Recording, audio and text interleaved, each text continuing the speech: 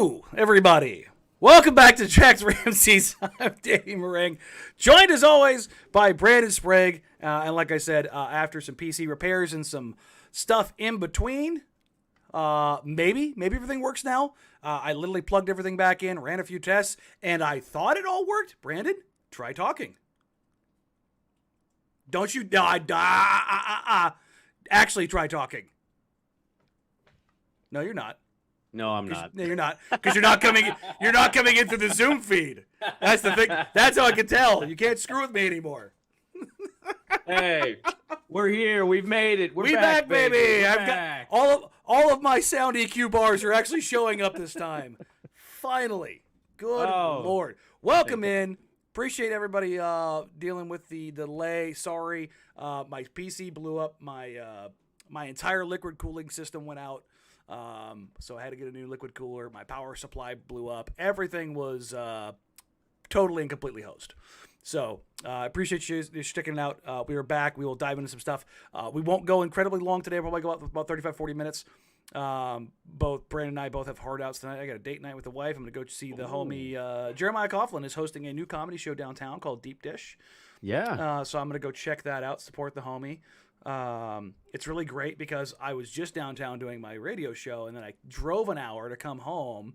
Now I'm going to go drive an hour to go watch the comedy show, and then drive another hour back and make sure I registered 4 hours of driving today. You might as well have driven to Southern Oregon and got in and out at Medford or something. Yeah. I mean, I used to do that. Really? Yeah, I did Grants Pass.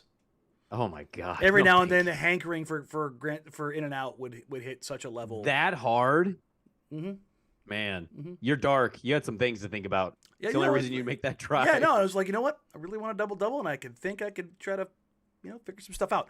Speaking of figuring stuff out, we're here to try to figure out what the hell is wrong with the Blazers, what's going on, what's got them mired in a 4-game losing streak, all of the things, right? It's just, stuff isn't great. Michael Hall asks, is this the new studio? No, but I'm glad you asked, because I will be moving into the new studio over the next 2 weeks. Hey! So this will all move out there. I need to get things ready for the surgery because that's coming very soon. I guess we should I think that's the only other housekeeping thing that we have. I might have some guests lined up. The cool thing is with everybody at home, it's a very simple, easy thing.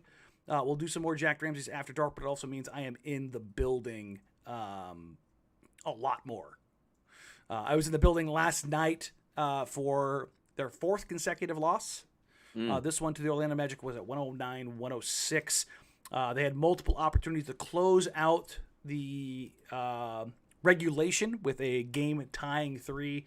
They got 3 different looks at it. One from Jeremy Grant where he airballed, one from Yusuf Nurkic in the corner. I don't know if that's necessarily where I want him taking it. And one probably 30-footer from Anthony Simons that from our location looked. Everybody in press row thought it was good when he let it go.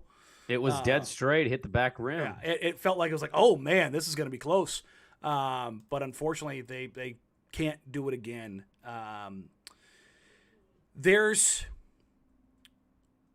a lot going on. So let me pull up all my tabs again after everything had to restart. But while I'm doing this, Brandon, what is your general? Where is your stance? What is your takeaway? What is it that you're seeing or believing or frustrated by? Just the general gist. I mean, it's just all of it. I mean, what isn't frustrating? They can't hit threes. They go through these long runs where they can't hit a field goal. Not even like a 3. It's just they can't make a shot. They go 4 or 5 minutes, 6 minutes. Toronto, Indiana last night twice against Orlando, and I'm not smart enough to pretend to know why a team with that kind of firepower goes that long without even a basket. Defensively, I feel like they have really good moments of defense, but I feel like in the worst possible times, they kind of let up a little bit. Chauncey, this isn't going to be a fire Chauncey thing for me today. So if that's what people came for, you ain't getting it from me.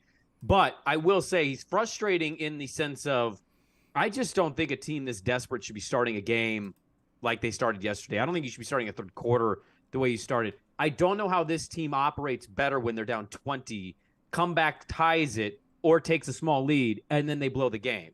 I don't know how that team – I don't have the mental makeup of a team can operate that way. And I think you're getting a lot of mental fatigue from your starters because they're playing heavy minutes and you don't have a bench that's giving you much. And so I'm to the point now. I know you'll get to some numbers here and kind of do a deep dive of what the numbers are kind of saying versus what we're seeing. But my final point on this during this whole run, until you make a trade and you're trying to salvage your season to still be in the playoff conversation, you got to do what you can to win games. And I'm to a point now where I think they need to make a move. Not a trade necessarily. I'd like a trade, but we're still about a month away from the trade deadline. I think the move you make, I think you sit Josh and you bring GP2 into the starting lineup if he can run. I understand he's played 2 games. I understand there's minute stuff. I get all that, Josh's ego. But I just think you're at a point now as a team, do something. You got to inject some life into you. And every time I've seen Gary play in the 2 games, I feel like you can feel the difference. You can see a different kind of attitude. It's not to say Josh isn't good enough. It's just to say I think Josh would actually benefit and help our bench because there's been next to nothing there. And I think GP gives you a different look to start the game and maybe get your juices flowing a little differently. Until they make a trade, Danny, I think you got to think in those terms. Yeah, I think there's... Okay, my dog thinks there's something wrong too. There's a lot to take away. Yes. There's not... Chauncey Billups last night said, they're in a funk. Yes, they're in a funk. And I asked him pregame about... I can't remember the exact question, but it was something along the lines of, what are you doing and how are you trying to, are you to the point of, can you simplify things any further to make it easier, to make it better, to make it more efficient, to make it cleaner? And the thing that he said was, bottom line, he said some other stuff along the way, but the thing that I took away from this was he thinks of turnovers as personal responsibility. That no matter how simple or how advanced a concept, a scheme, or whatever you're running, no matter what happens, you have 2 things you have to do. You have to make the read and make the pass. Now, you can scale it however you want to, but those things aren't happening.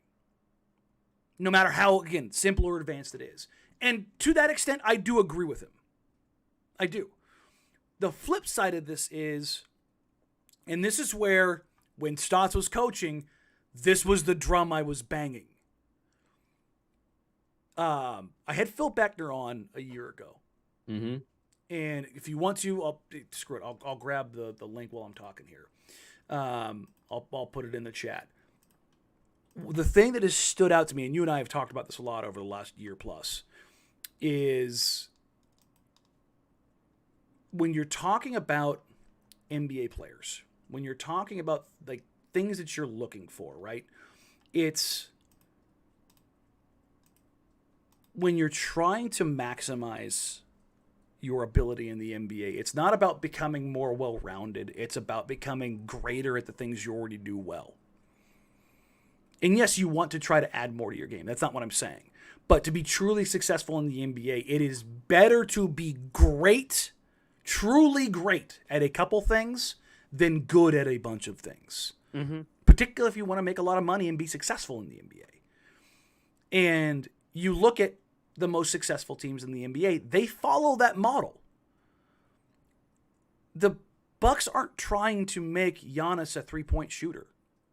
They're trying to get him opportunities to get downhill. The Clippers aren't trying to get looks for Reggie Jackson and Norman Powell, and they're trying to get Paul George and Kawhi Leonard to switches and mismatches. They're trying to get him to play, but that's neither here nor there. The Nets aren't trying to get Kyrie on back cuts. They're getting him pick and roll in isolation and catch and shoot situations. Yep. They're getting Kevin Durant in the mid-range. That's a shot that's analytically not good, but Kevin Durant is such a good mid-range shooter, you don't care. Because a Kevin Durant pull-up 15-footer is a really good shot. What the Blazers, and this is again this perfect ethos of glorified basketball, and we've talked about this a ton. what the Warriors from 2016 to 2019 did to the NBA. That you could run this egalitarian system of he goes and Draymond working in the middle of this hub and everybody else is a spoke, and you can get these individual creators and put them in these perfect positions in this positionless basketball, but bleh!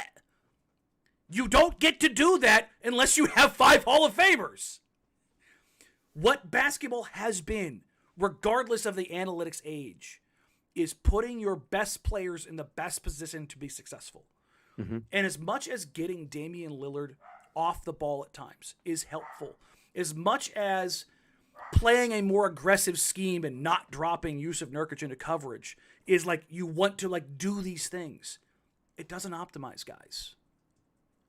If you want, this is where I will get into this is where I will push back on coaching stuff. This is where you will get me to actually talk about coaching mattering. Credit to Richmond, who plays and when. That's the thing that matters the most. But putting guys in the best position to succeed. There has been such an overcorrection to Terry Stotts with Chauncey Billups right now. At its peak, Damian Lillard's, if you look at his play data from Synergy, 51% of his derived offense was out of the pick and roll as a primary ball handler. Mm-hmm. Over half. That is a monster number. And he is damn good at it. Mm-hmm. Incredibly good at it. Maybe the best scoring guard in the pick and roll in the modern era. That good, right? That number is down to 34.4%. Okay? It's a 17% swing. That is a massive swing. Mm-hmm. A massive swing. You're talking about what, a 30% reduction in your pick and roll possessions? That's huge. And here's the thing. Ant and Dame's pick and roll percentage, of their volume, are almost identical. Really? 34.5% of Dame's possessions come out of pick and roll. 34.4 for Anthony Simons. Nearly identical. So regardless of who's on the floor, that tells you it's on purpose. Like they're targeting basically a certain number of possessions. Like how much pick and roll they want to run. That's that close? I don't think that's a coincidence. Beyond that, as good as it is, Nikias Duncan did an article Friday? The video breakdown? Yeah, of Dame off ball. Yeah. Was that Friday? I think it was Friday, yeah. It was Friday. Highlighting how much he liked Dame off ball. And there was things in there that I really liked. There were. But, and this is a big but, the idea of him being Steph Curry. That's the problem. His entire career is the other guy does it. Yes. The other guy does it. The other guy does it. And I'm not saying he shouldn't. Not to interrupt you. I'll let you finish. But not to say that he shouldn't. I mean, tried a little more. And I know that obviously your numbers are suggesting they are doing this. But what I imagine you're going to get to, and it's kind of what you've already made, your point, the dude is very effing good not doing what Steph is always doing. He's really good doing what he is good at doing. Mm-hmm. And you can't change a zebra stripe sometimes, no matter how hard you want to. And I imagine that's kind of what you're getting at, right? Yep. Is like the idea, because we've been hearing this for years, man. Like, is it Steph and where's Dame compared to Steph? And this is what Steph does, and Dame can't do that, and yada, yada, yada. It's always Steph and Dame and Steph. And I feel like most of those conversations, they just find different ways of evolving, and now here we are with this one. And that's ultimately where we come down to. Like, this is, we're 40 games in the season. We're essentially the halfway point, right? Mm-hmm. For all of the Dame's having a rough year, Ant's having a rough year, they are currently in the pick and roll the 7th and 11th best scorers in the NBA. 7th and 11th most efficient, I shouldn't say best, most efficient scorers in the NBA in the pick and roll. Okay? If I go and look at this, let me pull this up here real quick. Their total possessions, Dame pick and roll 251, Anthony Simons 280. They are in the 85th and 86th percentile in points per possession. Okay. Those possession differences too. Remember, Dame missed some of those games. Yes. So it's basically the same thing. And Ant had to crank his usage up when Dame was out. But Ant is averaging 1.018 points per possession. Dame is averaging 1.008. 1/100th of a point separates those two. And they are high volume scoring guards. Mm-hmm. They are high scoring, high volume, high efficiency shot creators. If you look at B-ball index, they are the number 6 and number 7 3-point pull-up shooting players in the NBA. What they are not doing right now is getting into those sets nearly as often, nearly as frequent, because the offense is being prioritized around other things. And why I bring this up is in talking to people around the league and kind of people around the team and players just trying to figure out what's wrong. A lot of what I'm getting is that it's not people aren't butting heads. I don't want it to be that. They're not butting heads in the locker room. They're not butting heads with Chauncey. That's not what this is. But there is a push and a pull to where they are right now.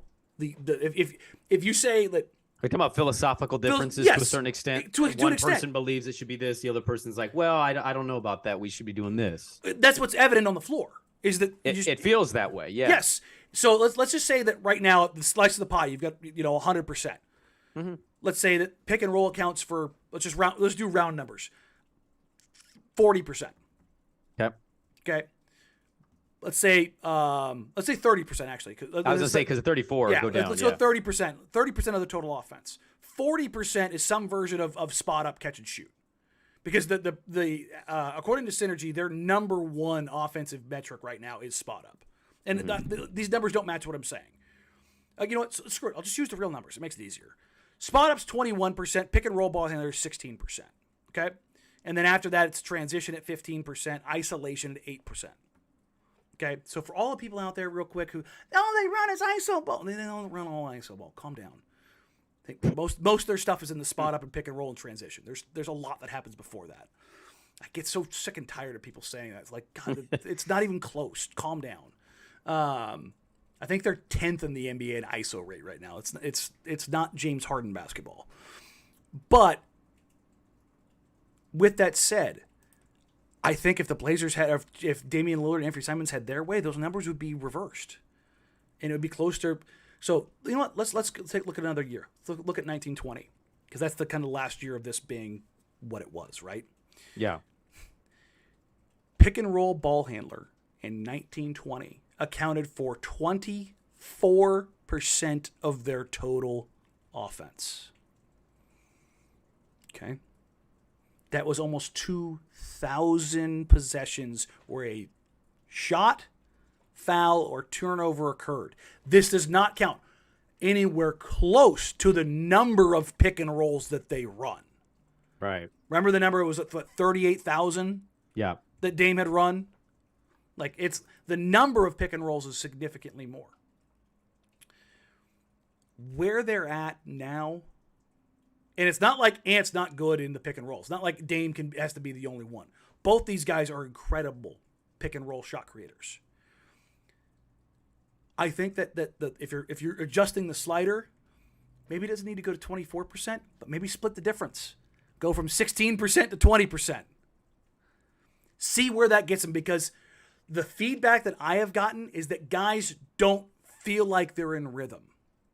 Yeah, so I mean, but you're kind. I mean, I can only conclude one thing. You are talking about coaching to an extent. Yes, I mean, like, yes, it's and I feel like we're kind of at a point in the season, and especially the way they've been playing for a couple weeks now. I don't know how we have the leadership on this team that we do, and then you got the coaching side, and we're still sitting here talking about what they're running is not always agreeable. How do you get to that spot? I feel like that's something. I don't know. I feel like the way you're saying this, and I see what you're saying. I'm not trying to over exaggerate or act like one hates the other. I'm just simply stating, like, I'm kind of surprised, I guess, that we would have this kind of difference at this point of the season, especially given the results the last couple weeks. Yeah, here's the thing. This is why I fight against it. Oh, and Damian Lillard has just been he's questionable. Up to questionable. Yeah. Good times. Hey, Ant and GP too. Let's go. Perfect timing. And here's the thing. I don't think this solves all their woes. No, it certainly does, because you're not even talking about their most consistent trait, turning the damn ball over. But here's the thing. I think the turnovers are a factor of that. Well, it's because it's a comfort level. Right. You're not doing what you're familiar with doing. Yes. Yeah. And I don't want this to be an excuse thing, because that's what I'm saying. That's why I'm not saying. No, we're problem solving here. This isn't excuse making. We're trying to problem solve through what is going on right now, and just to use the leader of the team, and he's talked about it. Lamar brought it up on the broadcast. He's has his highest number of turnovers per game. Oh, it's staggering. Like his turnover. Dame is not Chris Paul in the sense of 10-to-1 assist to turnover ratio. But Dame has always been a very clean assist to turnover ratio guy his entire career. Just making passes. Like, he had one in the first half. I'm forgetting where, first quarter, second quarter. He drove to the right. He kind of jumped, and I think it was Jeremy might have been in the corner, and he jumped, and he just threw kind of lazy pass, and the Magic defender just grabs it, and Dame is he kind of just drops his head back, damn it, man, and I know you're going to get to some what these numbers mean, but it's just, that's their most consistent trait is turning the ball. They're 28th in turnover percentage right now. Well, in the last 5 games, they're averaging 19 turnovers a game. Oof. Dead last. You want the ugly numbers? Okay. Yeah. Dead last in turnovers, dead last 3-point percentage, 29.7%. In the last 5 last 5. Yeah. Uh-huh. Yep. On the season, they are 26th in turnovers at 15.8, 16 a game. 3-point percentage at 37.2. That's 7th. They've been so bad, but so good early on that this is the shooting luck going the other way. Yeah. Remember, Jeremy Grant was shooting 47% from 3 for basically 2.5 months. Mm-hmm. He was shooting the lights out. Ant was at 42. Dame, when he first came back from the calf, was shooting 43 or 44. They were crushing it. The problem was they were dog shit defensively. Here's the flip side of all of this stuff. If you go to the good folks at Cleaning the Glass, the wonderful Ben Folk, his site, and you look at where they stack up defensively. Now, part of this is they've played some really bad teams. Part of this is they've played relatively well defensively. Over the last 2 weeks, Portland is 6th in defensive rating. Okay? But they're 27th in offense. They have a neutral net rating. On the season, they are 13th offensively, 21st defensively. Think about this for a second. In all these games they've lost, where they've been close, 1 possession, 2 possession, 3 possession, close games, where if they pull their head out of their ass, they win the games, right? I think you can say that over the last 4 easily. They've absolutely had their chances in all 4 of those games. Okay. What's done is done. But 18, 18, 24, before the game last night against the Magic, that was their turnovers in their games. 18, 18, 24. I asked Chauncey about it. He said that the way their numbers work, they had 60 turnovers, and it cost them directly 80 points. So what's that, 26.3 points per game? Mm-hmm. Think about that for a second.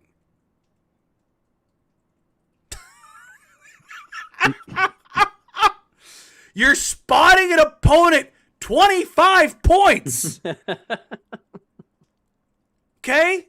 And you're shooting a league worst from 3 right now. And you're still in games. Yeah, I know. Well, that's the frustrating thing is you're losing those games that you're somehow staying in. It's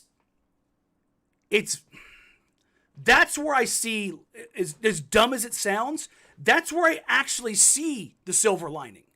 Sure. That despite turning the ball over more than anybody in the league, despite shooting worse from 3 than anybody in the league, they're right there.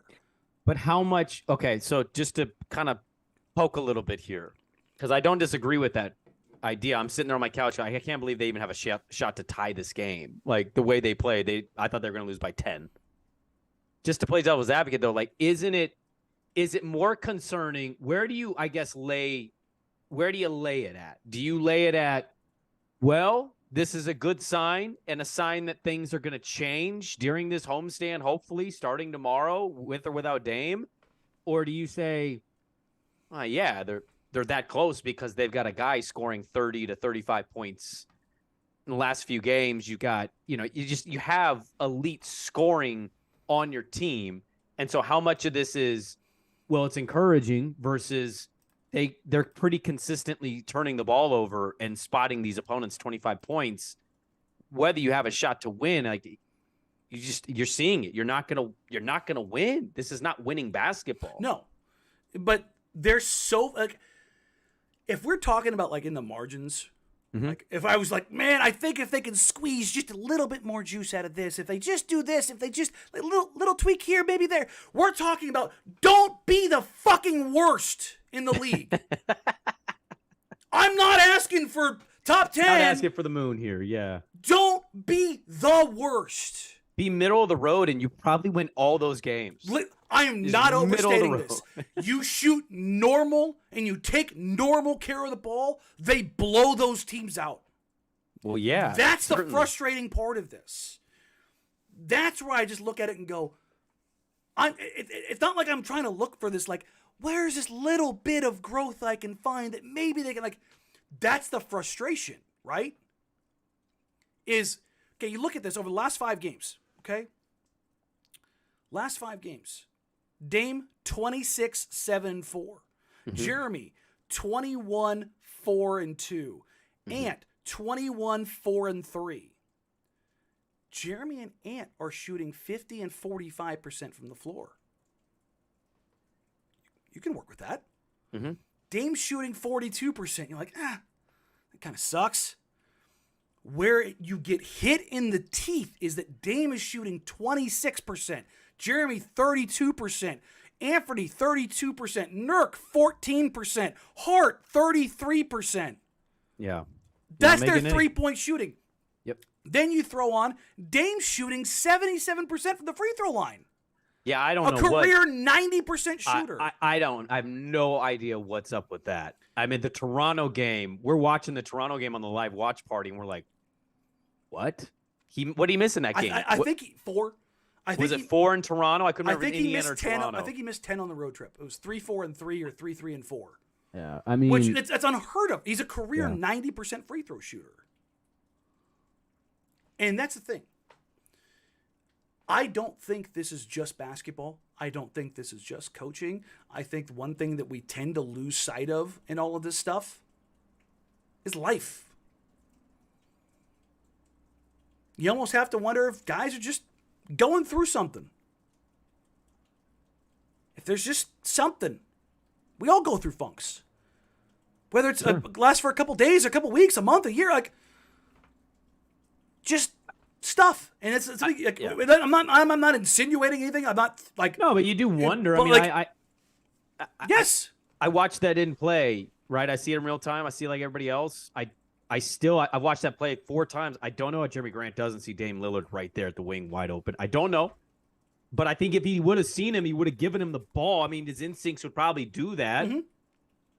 I've seen them lose some heartbreaking losses in this era. I know they're going through it right now. And again, I'm not trying to add any extra, but like his body language and face reaction at the end of that game was just like, that was one of the all-time, like, I haven't seen. He's an all-time competitor. All-time competitor. And I Yes. don't think he liked the fact that he didn't get to have a shot at that apple. I don't blame him for that. I think, they threw a couple at him. He got rid of it. He did a hell of a job. He got the air ball from Jeremy. Mm-hmm. He probably thought he was going to get a good look again. He should have, and he didn't. And he's in that moment, he's frustrated. And has to shoot that shot because there's like 1.5 seconds left. And he actually gets a good look at it. He did. He misses. And I just think it's a culmination of like, holy shit, man. We've lost 4 in a row, and we just lost to the Magic at home. Like, of all the teams in this homestand that you would have picked, that was the one you were like, that's a win. Definitely would have counted that as a win. And now you lose it, and you're continuing to play the way you're playing. I just think it was an incredibly big buildup of frustration. I thought you saw it last night when he walked off the court. You know what's funny is I'm sitting there in press row after the game, just kind of talking to guys, and I was like, this press conference is going to be something. And it ended up being something in a different way. It ended up being something in the sense of how they went about things. Yeah. I'm going to try to do something here. I don't know. I'm going to try and play it. I'm going to try and play Nurk's audio from last night because Aaron Fenches, the Oregonian, opened up with Nurk asking about three-point shooting and like how can you just chalk this one up to this? And Nurk completely disregarded his question.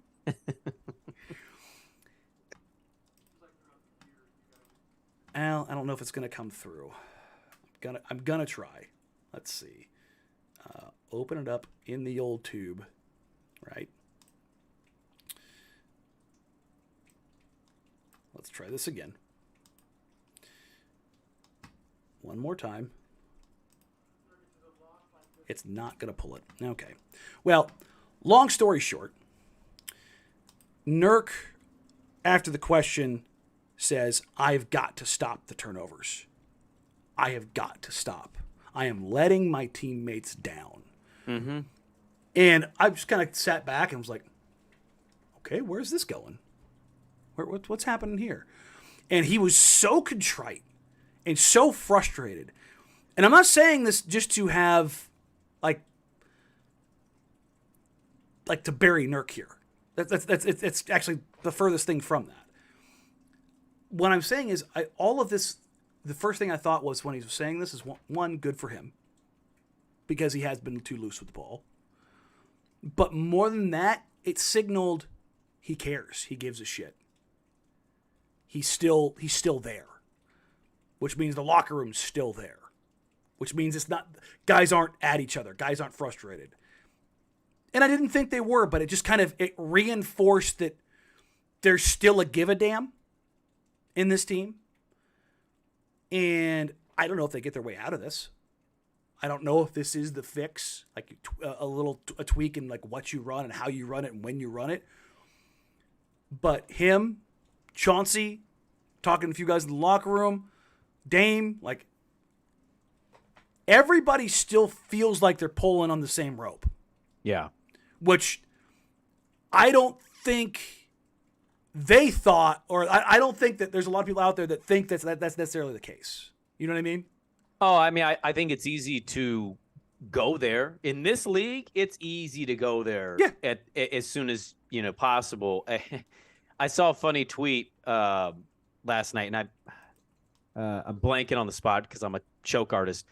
But it was a picture of them celebrating one of the game winners, and he might have been like Jeremy Grant or something, and it was like, how long ago does this feel?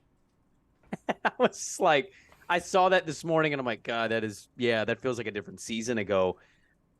I hear you. I heard the Nurk thing about the turnovers, and it's well and good. My only response, I got a big but here though, Danny. This league is a fickle mistress. Oh, it is. And as soon as you think it's all together, it can all be apart. And I'm not saying they will, because in the Dame era, these teams largely do not come apart. With the exception of last year when it was a complete shit show. That doesn't count. But every other year, and it's been this time of year. But this is the next 3 games, you get Cleveland and Dallas back to back. You get hot Western Conference team that went from being below you to they've passed you now.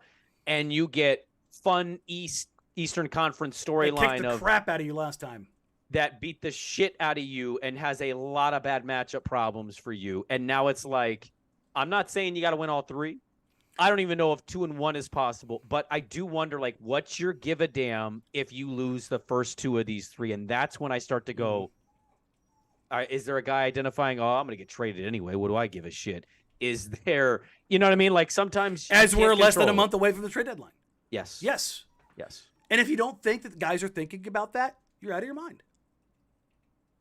Unless your name is Damian Lamont Ollie Lillard Sr., it's on your mind. I don't want to say that I'm not an NBA player. Obviously, I'm doing a podcast talking about NBA players. But in a business that I work in with contracts, buddy, shit can change real quick. You think about that shit 6 months out, 7 months out, 8 months. Hell, you got to plan your life. Yeah, you start to think about, like, is this going to continue? Is this going to change? What is this? And it can be stressful. I'm not trying to out. Just a heads up, man. Ratings are up at the noon to 3 hour. What are you trying to say? I'm just saying. Like, I'm celebrating. Ratings are up at noon to 3. Hell yeah. Our boss told you guys are killing it. Our station's killing it. We got good numbers. Like, everybody's happy right now. But as quickly as you can be happy, something can happen. Yep. And as quickly as you're down, and you're like, we can still do this. It can kick you again. So I think the next 3 games for me, Danny, are going to be pretty damn telling. Yep. So that's kind of where we're at right now. We're kind of wind things down and wrap it up here. We'll come back. I'll try to do it an after dark tomorrow. I have no problem coming back and hitting things hard here the next couple of days after being down for a week. We'll make. You want to hit one Thursday after the home game? You gonna go that late? Oh no, tomorrow's Thursday. Yeah, huh? So Friday. Do they? Yeah. So yeah, because it's Saturday, Sunday. Yeah. You want to go Friday? Yeah. And then I think the Sunday game might be a little bit earlier. So if it is, we can go later that night. But I think there's a bunch of stuff that we're going to see hammered out one way or the other over the next couple of games. What I'm wondering is, and I don't know, I don't necessarily believe this to be true. What I'm wondering is, does the concept of a good team or good teams in Cleveland and Dallas, problems that have been there for you, does that the being on the precipice of getting your teeth kicked in? Because if you play like you did against the last 4 teams, like you against those teams, not close, you will get embarrassed. Yeah. Donovan Mitchell just dropped 71. You will get Bostoned. Remember Boston last year? Or not, 2 years ago? Mm-hmm. Remember, what did Luka just do last month? What has he been doing? I mean, 50, 60 points. 60, I mean, 20, dude's 10, going, dude's going nuts. If you F around and find out, you will get embarrassed. Yeah. And then what does that do to this team? Right? Yep.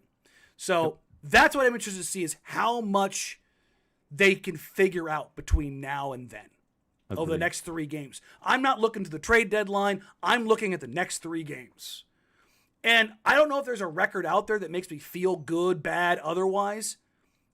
I am more interested in the process. I care about the fight in the process. Yep. What do That's they what do? I want to see. How do they do it? Yep. Like, I've gone through and I've watched all of these games recently. I have looked at the shots they're taking. I am not mad about 90% of the shots they're getting. Yeah. On average, they're getting 25 open looks a night. A third of their shots are good, great, grand, and they're hitting them at 30%. That should be 40 to 44%. Mm-hmm. They've got to figure it out.